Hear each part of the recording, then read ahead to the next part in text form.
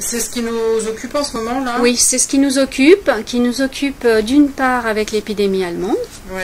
hein, puisque la bactérie qui est en cause produit cette Shiga-toxine, et c'est ce qui nous occupe avec le steak haché de Lille. Il y a deux cas très différents, enfants et adultes. La plupart des problèmes surviennent chez l'enfant. D'accord. Donc vous savez, la clinique, ce sont des diarrhées qui deviennent sanglantes, et on parle alors de colite hémorragique. Et il y a des complications possibles qui sont beaucoup plus fréquentes chez l'enfant, et c'est ce fameux syndrome hémolytique et urémique. C'est des problèmes de reins, rénaux. Hein, le rein ne fonctionne plus. Les enfants hospitalisés aujourd'hui à Lille, c'est un problème rénal.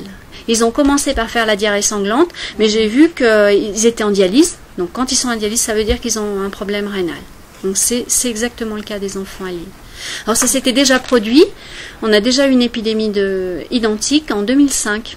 Ici également? Alors pas ici, c'était dans le sud-ouest. En France, il y a un réseau qui marche super bien. Dès qu'il y a un enfant qui est hospitalisé avec un syndrome hémolytique et urémique, on envoie toute la batterie. C'est-à-dire qu'on fait les questionnaires, on va chercher, encore une fois, les gens de l'INVS vont chercher dans les congélateurs des gens, ils vont fouiller les poubelles, ils vont chercher les emballages pour avoir les numéros de l'eau.